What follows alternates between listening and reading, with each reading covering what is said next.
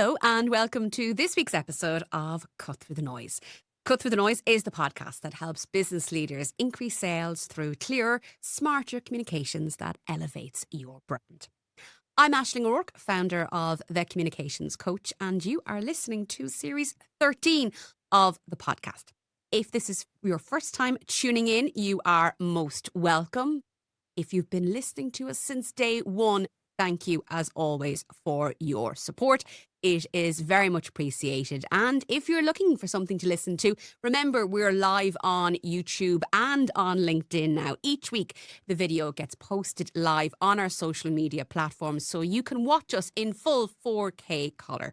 And I hope you are enjoying that too. Now, this season, we are focusing in once again on AI because it is a topic that it's not going anywhere. It's still incredibly important from a communications perspective, but it's evolving and evolving rapidly. And that can lead to overwhelm. So that's why this entire season's umbrella theme is AI without the overwhelm.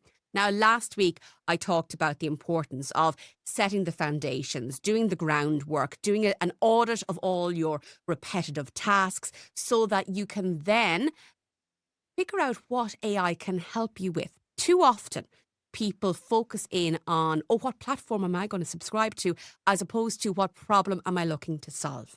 So today we're getting really practical, and I'm delighted to be joined by Roisin Bennett of the AI team to focus in on creating workflows and establishing some agents for yourself. Every now and then we hold some content back for our dedicated subscribers on YouTube so that we have, well, a way of thanking you for tuning in to us on YouTube and having some bonus content for you. So this week I spoke to Roisin about her top tip about using AI agents, and really just getting started with it all.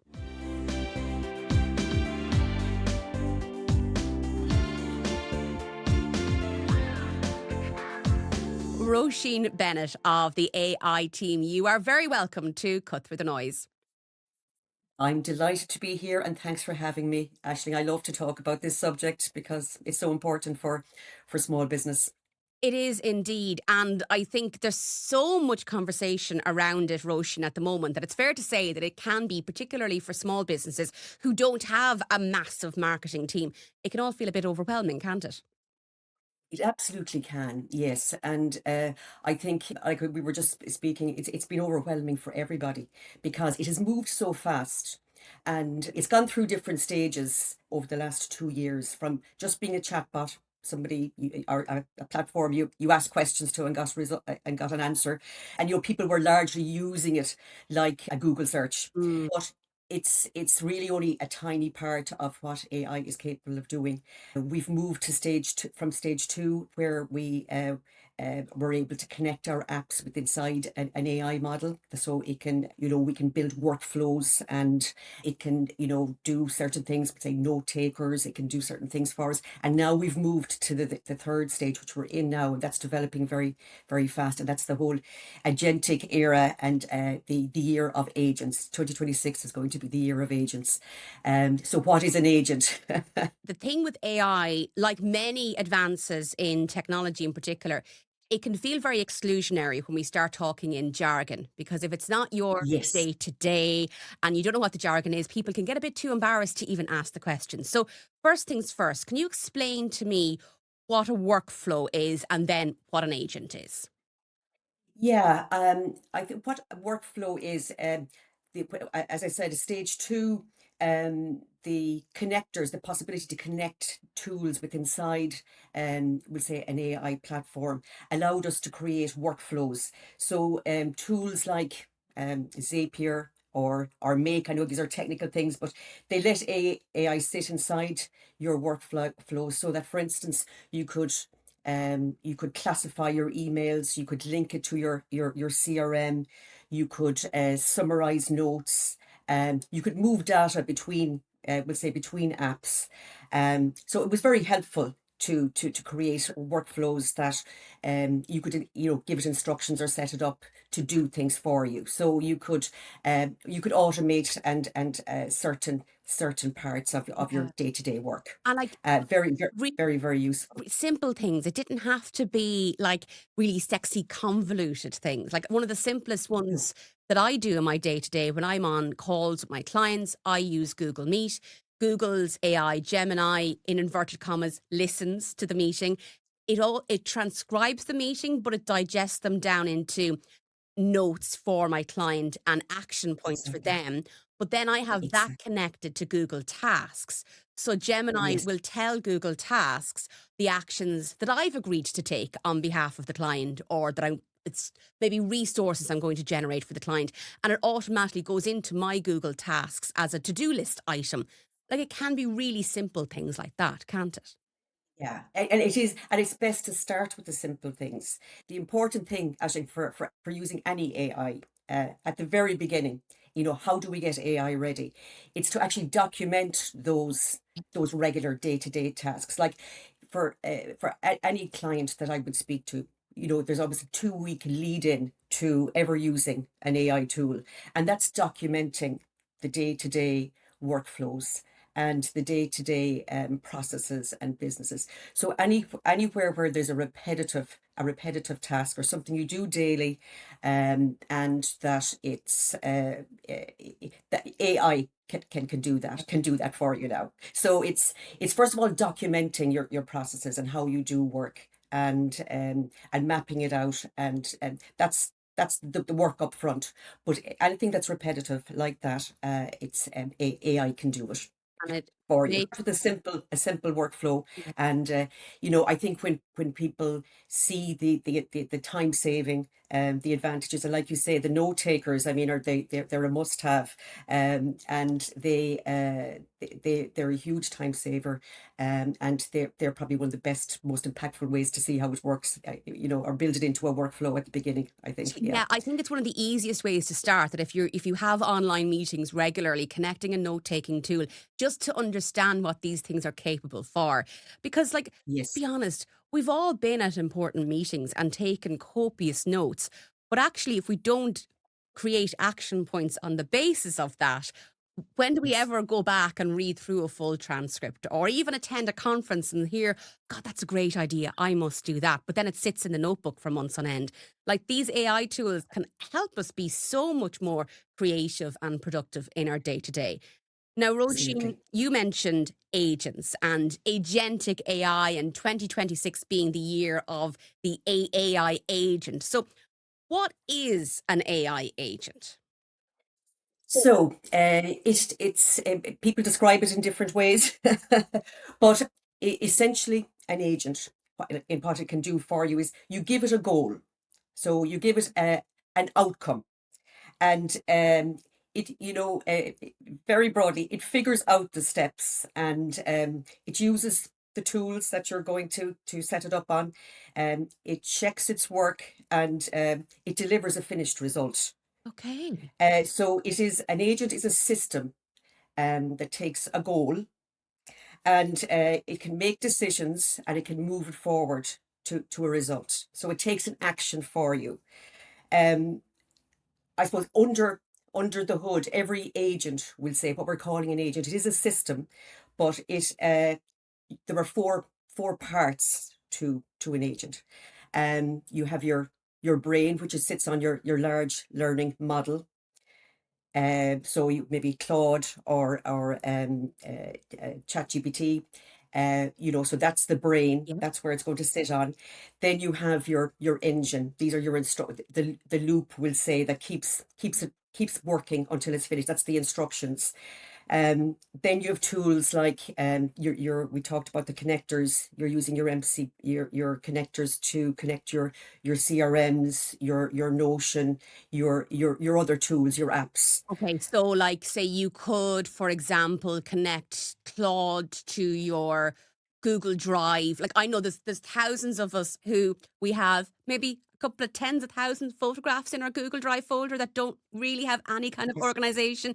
You could, for example, connect Claude to your Google Drive and have it organize all of that for you.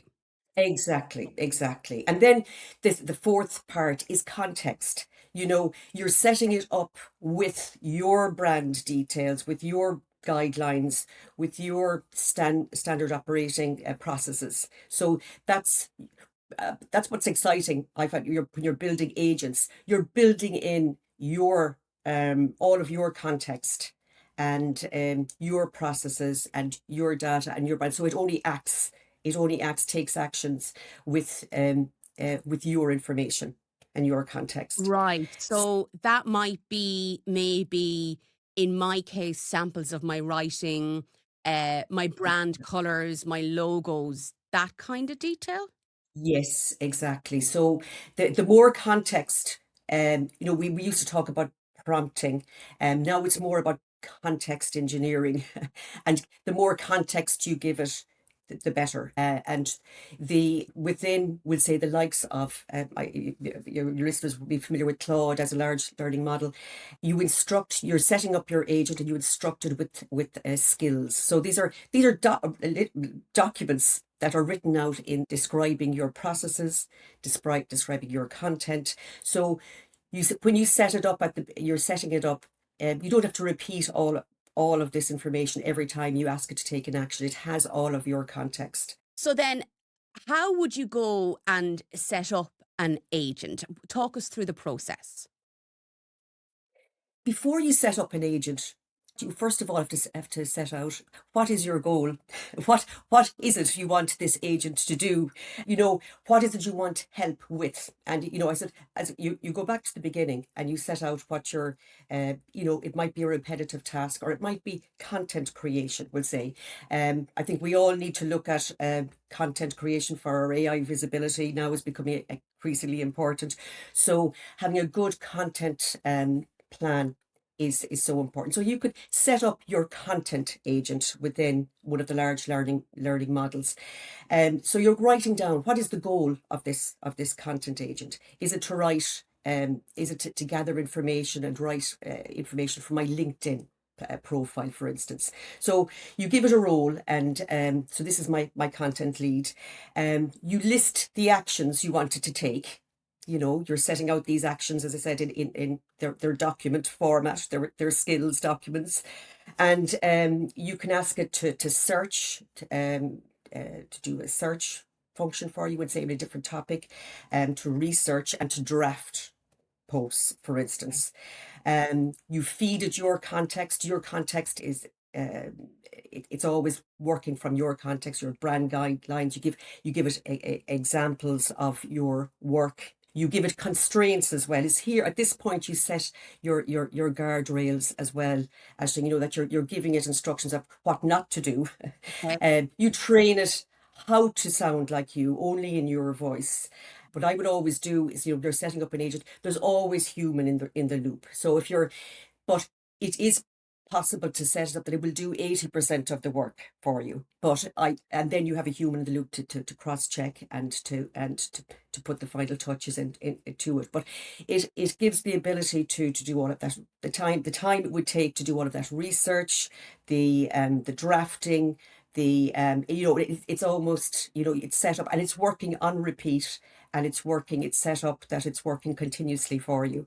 So this is the type of, for small businesses and for solopreneurs, and this content creation and posting is so time consuming, and it's always a big challenge for businesses, to keep it, because when you have a content plan or a strategy online, consistency is key. Absolutely. uh, And I yeah. think many people resonate with that. Like, like a lot of us, we start off with great plans, but actually the implementation of those plans is what we fall down on. So having an agent set up to adhere to this content plan for us to create the content that we then check and view before posting. Now, I know, what's your take on that? Because I know the capability is there that we could connect it to, say, my LinkedIn or my Instagram and let it post for me.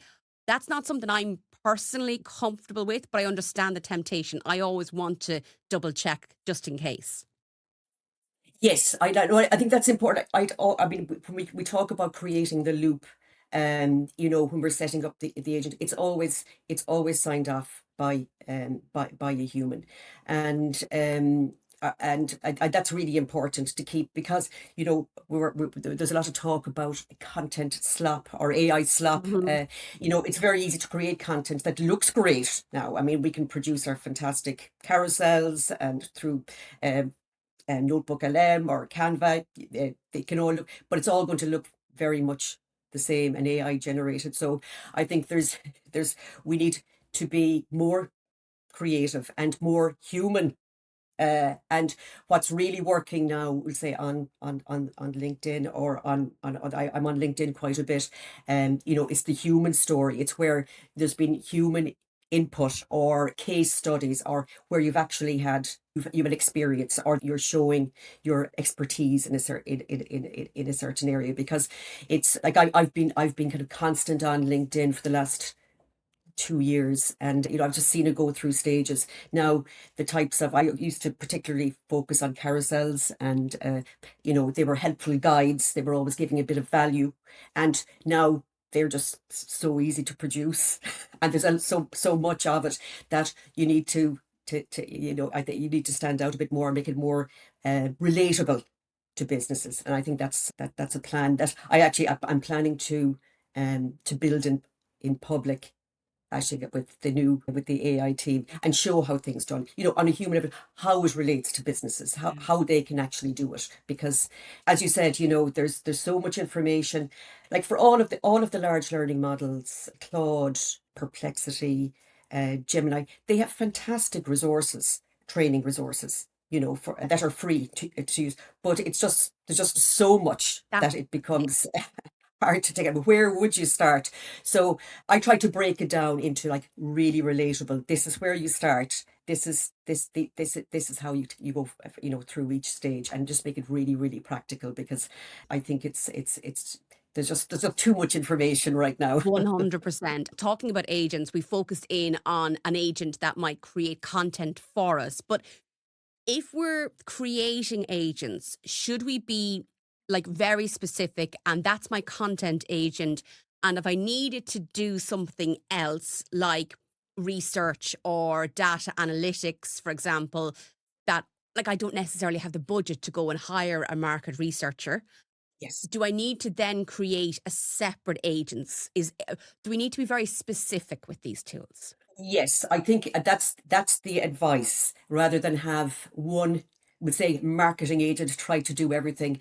Would say, you might have your CMO, your marketing agent, that has a series of sub agents that Okay. do a specific function. So, yes, that is the advice, to have a specific task, rather than have one agent try to do too much, because then it gives room for a bit of hallucination, or so. Yes, be very specific for each agent. We'll say one particular function, and with the proper instruction and the context. That's the advice at the moment.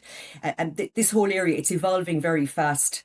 Actually, I think that this, the agents, the area that's developing, that I think it's not quite there yet, is the orchestration of agents, the agents communicating together. So that is advancing. But right now, it's individual agents carrying out a certain task are really very effective. Like, I see agents within your organizational chart, as teammates that you would set up. We'll say a small business that might have a sales and marketing person. So within that organizational chart, they have uh, a number of teammates, or agents, let's call them agents, reporting to them. So they've been instructed.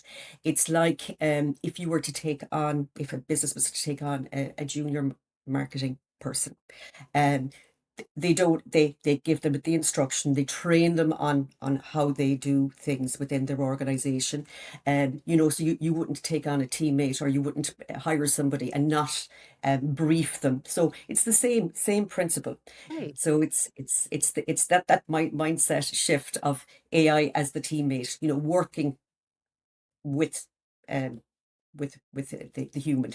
Now, all of this, and when we're talking about this, I know our focus here on this podcast is always around communications and marketing. There are agents that can do other jobs for us, but the barrier to entry here is, and we talked a bit earlier about the overwhelm, is what do I subscribe to and how do I keep like on top of all of these subscriptions? So, what's your advice in it? Because my take would be, okay, invest in one tool and figure out what it can do for you before like you get to a point where you have subscriptions to 12 different platforms. So like Yeah, the yeah. risk here is that you can get very excited, a bit like a child in a sweet shop, and all of a sudden your bill is coming to hundreds a month for multiple different Yeah. platforms. Yeah, I know. And you see, I would think, don't think tool first. Okay. It is the first question I get asked. What tool do I need? Well, I don't know. What is your workflow? What's your pain point? So it really does come back to, no tools first. Map out your workforce. What do you need it to do? What is it that you have an issue with that you wanted to solve? So it's not tool first, and that's why I think of it differently. Think of it as a system. To be quite honest, all of the large learning models now, probably even if you had just use one of the large learning models, Claude is probably the most, I think, for marketing and communications, because of the kind of content it writes, and because of its setup. The Claude co-work within Claude is a user-friendly agent, for setting up agents. So I would say even work with just one large learning model and master it. It can do probably everything you would need as a business. And now we can connect to all of your other tools. We'll say if you have a CRM, so you think of the problem first and what you want to solve, not the other way around, not tool first. Like I would see, small businesses will say they probably have a number of different tools at the moment. They'd have maybe your CRM, they might have Canva, they'd have a note taker, they might have 5 or 6 different tools, and none of them are talking together. Yes. What I would do first with a business like that is actually do an audit on, first of all, their processes and their systems, that they understand what it is they're doing. Most of that kind of information is in people's heads. And if it's only in your head, you can't instruct an AI. So you really have to document that first. That's the first and foremost, the most important thing to do, to map out. I think businesses should take time out and dedicate time to this, and they map out what. So before they know what they want the AI to do, they need to know how we're doing things at the moment. Map out every process, and where now can AI help us? And then we would do an audit of all of their tools. Normally, and the way it means that they're probably top heavy on tools. There's probably too many. It generally, with AI, you're connecting, using tools maybe they're using on, and they might continue to use the same CRM, but it's connecting. I've generally find that they end up using less, because they connect the systems that they have, and they end up using probably less tools. Yeah. Invest a bit of time to begin with, and that would be the big expense, but actually save money in the long run by being more efficient, but by cutting down on those subscriptions. Exactly, yeah. And I think you'll find that, with the large learning models, like Claude can do everything really, and it's getting more and more features and functionality that any small business would need. If they're already using ChatGPT, again, they now have agents as a feature. They also have, like, I would say that their new image feature in ChatGPT is probably the best, so you can use the agents, the image too. I mean, it's incredible how the whole image creation and video creation has evolved. I didn't pay too much attention to that area, because I didn't think it was quite good enough, for the AI generated images. Now, actually, it's excellent. It's usable for businesses. So there are features, but then they're all improving at the same time. So Claude might come out with another feature next week that's better, or Google Gemini, Notebook LM, fabulous tools. But again, don't get bogged down with the tools. use one large learning model and master it. It has enough functionality for any small business, features And absolutely. but And look, yeah. we're not sponsored by Claude or anything like that here in this podcast, but there is a benefit with Claude in that you've got the Claude Academy where you can really easily access the tutorials. Whereas I found, at least, Roisin, sometimes the tutorials on the other platforms, they might not just be as easy to locate, whereas it's a little bit more blatantly obvious as to where you can find them within Claude. Well, Roisin Bennett of the AI team, thank you so much for joining us on Cut Through the Noise today. If listeners have enjoyed hearing from you, where can they find out more about you and your work? I'm on LinkedIn most days, and I generally share a lot of updates and for small to medium businesses, that's practical and relatable. So LinkedIn, I'm up there under Roisin Bennett Marketing Mentors. Follow along there, DM me, connect with me. The new website is due to launch this week. So it's the AI team, and there's also a lot of resources on there. We're also planning a series of workshops, Ashton, for the next number of months. Again, very practical, hands-on. How do you implement it? We have all the theory, we have all the information, but how do you actually implement it, and how does it relate to my small business? Well, Roisin Bennett, thank you so much for your time today. You're very welcome. Lovely to be here. Thanks, Aisling. My key takeaway from my chat with Roisin today is really about establishing some AI agents and getting really specific about it. And I do think that is the most important thing when we're using AI. If we prompt it or establish agents without context, without specific boundaries and ground rules, we are going to generate more AI slop, as the internet has decided to call it. We need to get really specific in what problems we're trying to solve. And then if we're going to start creating agents, give that agent a specific role. Think of it momentarily, at least, like a member of your team, an employee. And what role would you give that person if you had the budget to hire them? And I know that can sound frightening, like you're replacing somebody's job, but this is a task that perhaps wouldn't ordinarily be carried out because you might not have the budget to hire the person. Get really specific and give it the task of content creation. Then another agent might look at data analytics, research. As Roisin said, you might have 4 members of your marketing team all tackling separate tasks.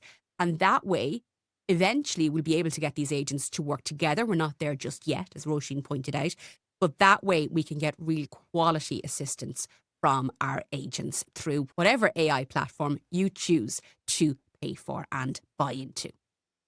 Well, that's all we have time for on this week's episode of Cut Through the Noise. I do hope that you enjoyed the conversation and found the episode useful. And if you did, please do remember to share it with a colleague, a fellow business founder, or even a member of the family. This episode is designed, and this series is designed to help you think differently about AI and how you are using it as part of your communications strategy. And if you're ready to work and do that work in a supported and structured environment, book a discovery call with me today to explore how the Clarity Collective might help you. You can email me on hello@thecommunicationscoach.ie or visit thecommunicationscoach.ie. As always, all the links are in the show notes below. Remember, we are living in a noisy world, and clear, confident and authentic communication is what allows you and your business to stand out from the crowd and cut through the noise. Have a great week.